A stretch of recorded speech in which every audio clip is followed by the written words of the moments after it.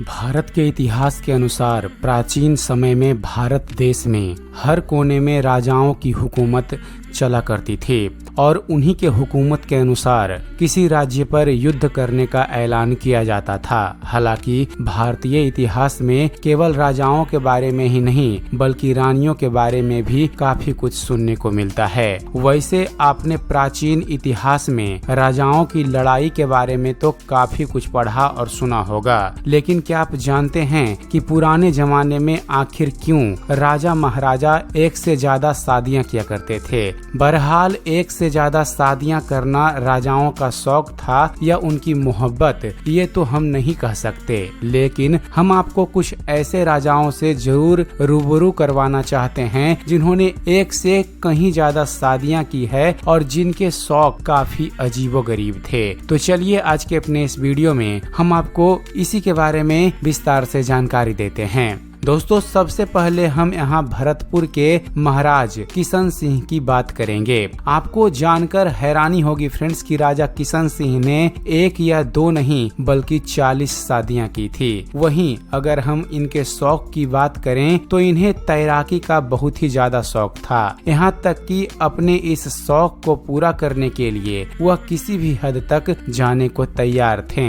आपको बता दें कि महाराजा ने अपने शौक को पूरा करने के लिए गुलाबी संगमरमर वाली एक झील बनवा ली थी। केवल इतना ही नहीं, इसके अलावा इस झील में उतरने के लिए चंदन की लकड़ियों वाली सीढ़ियां बनवा ली थी। गौरव तलब है कि यहाँ चंदन की 20 सीढ़ियां कुछ इस प्रकार बनी हुई थी जिस पर 2 व्यक्ति आराम से खड़े हो सकते हैं। ऐसे में राजा किशन सिंह की पत्नियां निर्वस्त्र होकर उनका स्वागत करने के लिए हाथ में मोमबत्ती लेकर वहाँ खड़ी रहती थी। इस दौरान रोशनी आने के बाकी सभी साधनों को बंद कर दिया जाता था। फिर जिस रानी की मोमबत्ती आखिर तक जलती रहती थी, राजा किशन सिंह उसी रानी के साथ रात्रि का समय बिताते थे।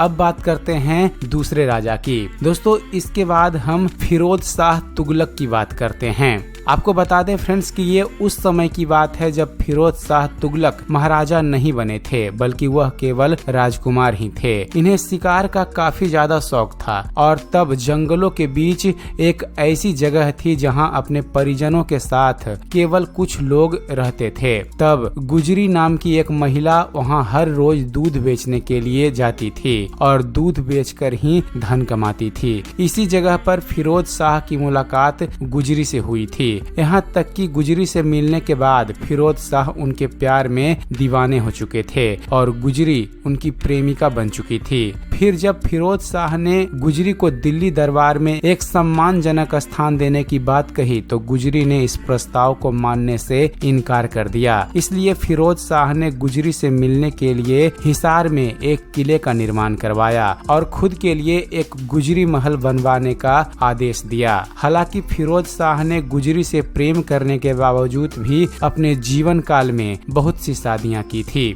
अब बात करते हैं पटियाला के महाराज भूपेंद्र सिंह की, जिनके एक नहीं दो नहीं बल्कि 88 बच्चे थे और उनकी हरम में भी कई महिलाएं मौजूद रहती थी। आपको जानकर हैरानी होगी फ्रेंड्स कि राजा भूपेंद्र सिंह साल में एक बार निवस्त्र होकर हरम में जाकर परेड जरूर करते थे ताकि उनकी पत्नियों को यकीन हो सके कि वे जिंदा और स्वस्थ हैं। अब बात करते हैं चौथे राजा की। दोस्तों, अब अगर हम मुगल बादशाह शाहजहां की बात करें तो इनके किस्से और कहानियों के बारे में तो आप सब बाखूबी जानते ही होंगे। जी हाँ, शाहजहां अपनी पत्नी मुमताज से इतना ज्यादा प्यार करते थे कि उनकी याद में ताजमहल तक बनवा दिया। मगर आपको जानकर ताज्जुब होगा कि अपने 14वें बच्चे को जन्म देने के दौरान मुमताज की मृत्यु हो गई थी और तब मुमताज की उम्र केवल 39 साल की थी। यहाँ गौर करने वाली बात यह है कि शाहजहां अपनी पत्नी मुमताज से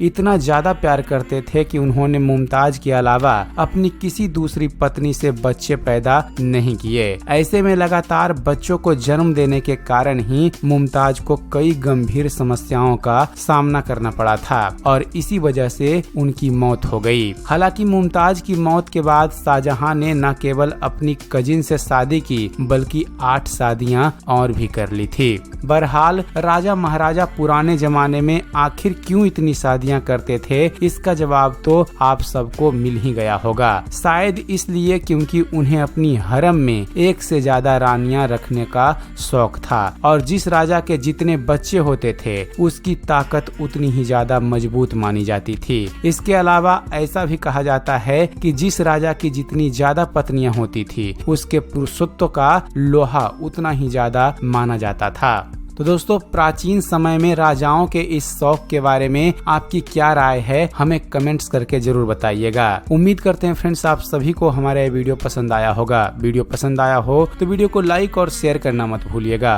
और दोस्तों, ऐसे ही वीडियो देखते रहने के लिए आप हमारे चैनल ज्ञान मंथन को सब्सक्राइब जरूर कीजिएगा। आप हमारे चैनल को सब्सक्राइब कीजिए और देखते रहिए, जानते रहिए। धन्यवाद। जय हिंद।